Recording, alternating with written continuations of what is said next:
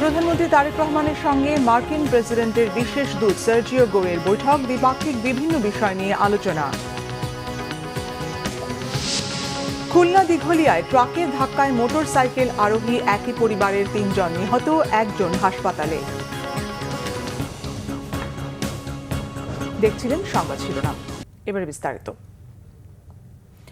প্রধানমন্ত্রী তারেক রহমানের বৈঠক করেছেন বাংলাদেশের সফররত মার্কিন প্রেসিডেন্টের ডোনাল্ড ট্রাম্পের মধ্য ও দক্ষিণ এশিয়া বিষয়ক বিশেষ দূত সার্জিও গোর। প্রধানমন্ত্রীর সঙ্গে তার কার্যালয়ে সকাল 9:30টায় এই সাক্ষাৎ ও আলোচনা শুরু হয়। বৃহস্পতিবার দুপুরে 3 দিনের সফরে ঢাকায় আসেন সার্জিও গোর। এরপর তিনি বৈঠক করেছেন পররাষ্ট্রমন্ত্রী ডক্টর খলিলুর রহমানের সঙ্গে।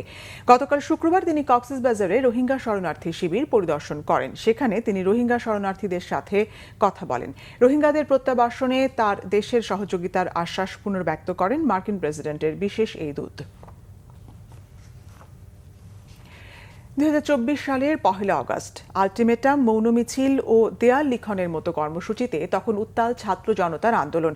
এদিনেই বিশ্বের ইতিহাসে প্রথমবার লেখা হয় 32 জুলাইয়ের তারিখ। এদিন জামাত ইসলামী ও ছাত্র শিবিরের রাজনীতি নিষিদ্ধ ঘোষণার প্রজ্ঞাপন জারি করে সরকার। জনরোষ থেকে বাঁচতে 6 সমন্বয়ককে মুক্তি দিতেও বাধ্য হন স্বৈরাচারী শেখ হাসিনা। জিয়াউল হক সবুজের রিপোর্টে বিস্তারিত। 32 জুলাইয়ের উত্তাল আন্দোলন। ক্যালেন্ডারের পাতায় 1 আগস্ট হলেও বৈষম্য বিরোধী ছাত্র আন্দোলন গণনা শুরু করেন 32 জুলাইয়ের ধারাবাহিকতায়, যা শেষ পর্যন্ত থেমেছিল 36 জুলাইয়ে। ছাত্র জনতার আন্দোলনে নিহতদের স্মরণে স্মৃতিচারণ ও প্রতিবাদের গ্রাফিতিতে ভরে যায় রাজধানী সহ দেশের গুরুত্বপূর্ণ দেয়াল। 24-এর এই দিনে কর্মসূচি পালন করতে গিয়ে রাজশাহী, কুমিল্লা সহ দেশের বিভিন্ন জেলায় পুলিশি আক্রমণের শিকার হন ছাত্র, শিক্ষক সহ অনেকেই। সেদিন আটক হন বেশ কজন। শিক্ষার্থীদের আন্দোলনে জামাত শিবিরের সহযোগিতার অভিযোগে দলটির রাজনীতি নিষিদ্ধ করে এদিন প্রজ্ঞাপন জারি করে আওয়ামী লীগ সরকার। এর মধ্য দিয়ে প্রকাশ্যে রাজনীতি করার সুযোগ হারায় দলটি। সেই সময়কার স্বরাষ্ট্রমন্ত্রী আসাদুজ্জামান খান এবং আইনমন্ত্রী আনিসুল হক হুঁশিয়ারি দিয়েছিলেন, জামাত শিবিরের সাথে সম্পৃক্ত কাউকে ছাড় দেওয়া হবে না। এই দলের আন্ডারে তারা রাজনীতি করতে পারবে না। সেদিনের অন্যতম বড় সংবাদ ছিল কোটা সংস্কার আন্দোলনের 6 সমন্বয়কের মুক্তির খবর। ডিবি কার্যালয় থেকে বন্দী সমন্বয়কদের ছেড়ে দেওয়ার খবরে অনেকে হাঁপ ছেড়ে বাঁচলেও আন্দোলনকারীদের দাবি ছিল সারা দেশে গ্রেপ্তার শিক্ষার্থীদের মুক্তি। এই দাবিতে নাগরিক সমাজ মিন্টো রোডে ডিবি কার্যালয়ের সামনে মানববন্ধনে সরকারকে 24 ঘন্টার আলটিমেটাম দেয়। সকল শিক্ষার্থীকে অবিলম্বে মুক্তি দেবে। সাধারণ ছাত্র জনতার হত্যার বিচার জাতিসংঘের তত্ত্বাবধানে করার দাবি তোলেন নিপীড়িত শিক্ষক সমাজ। এই দাবিতে ঢাকা বিশ্ববিদ্যালয় এলাকায় বিক্ষোভ সমাবেশে কণ্ঠ মেলান শিক্ষক ও শিক্ষার্থীরা। ব্লক রেইডের নামে গণগ্রেপ্তার বন্ধ ও আটক শিক্ষার্থীদের নিঃশর্ত মুক্তি চান তারা। এত বড় সাহস এরা পায় কিভাবে?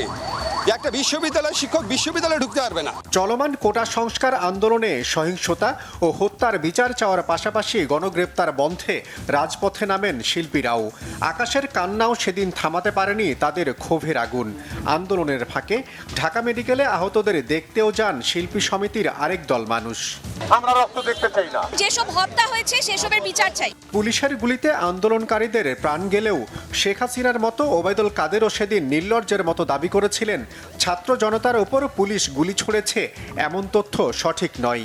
উল্টো অভিযোগ করেন তারেক রহমানের নির্দেশে আন্দোলনকারীদের ওপর গুলি চালিয়েছে বিএনপি জামাত। দেখা মাত্র গুলি নির্দেশের বিষয়ে ভুল বার্তা দেওয়া হচ্ছে। সরকারের মন্ত্রীদের এসব বক্তব্যের প্রতিবাদ জানায় বিএনপি। জামাতের রাজনীতি নিষিদ্ধের নিন্দা জানিয়ে বিবৃতিও দেয় দলটি। বিএনপি মহাসচিব মির্জা ফখরুল ইসলাম আলমগীর সে সময় বলেছিলেন, সরকার শাক দিয়ে মাছ ঢাকার চেষ্টা করছে। নির্যাতনকারী আওয়ামী লীগ সরকারকে দ্রুত পদত্যাগ করে জনতার হাতে ক্ষমতা তুলে দেওয়ার দাবি জানান তিনি।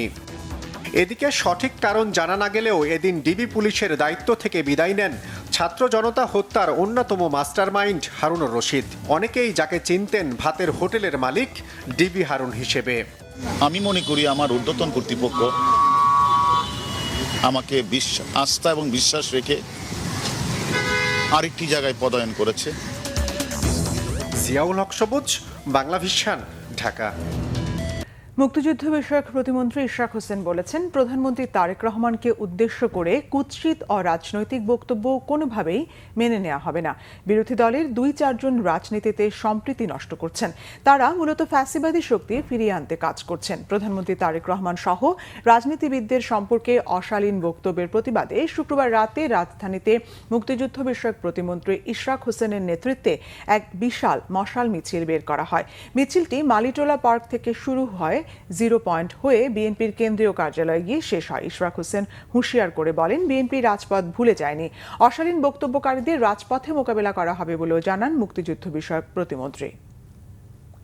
খুলনা দিঘলিয়ায় ট্রাকের ধাক্কায় মোটরসাইকেল আরোহী একই পরিবারের 3 জন নিহত হয়েছেন। নিহতরা হলেন নড়াইলের কালিয়া উপজেলার উথিলা গ্রামের বাসিন্দা শিহাব শেখের স্ত্রী ফারজানা খাতুন, তার মেয়ে মায়মুনা ও ফারজানার বোন রুবিয়া খাতুন। পুলিশ ও স্থানীয়রা জানান, রাতে উপজেলার গাজীরহাট থেকে খুলনার রূপসার দিকে যাচ্ছিল একটি ট্রাক। বিপরীত দিক থেকে মোটরসাইকেলে করে শিহাব শেখ, তার স্ত্রী, 2 বছরের মেয়ে ও বোনকে নিয়ে নড়াইলে যাচ্ছিলেন। ডোমরা এলাকায় ট্রাকটি পাশ কাটানোর সময় মোটরসাইকেলটি ট্রাকের নিচে চলে যায়। এতে ঘটনাস্থলেই 3 আরোহীর মৃত্যু হয়। এই ঘটনায় প্রাণে বেঁচে যান মোটরসাইকেল চালক শিহাব। গুরুতর আহত অবস্থায় তাকে উদ্ধার করে হাসপাতালে চিকিৎসা দেওয়া হচ্ছে। এই ছিল এখনকার মতো। পরের সংবাদ সকাল 11টায় দেখার আমন্ত্রণ রইল। সঙ্গে থাকায় ধন্যবাদ।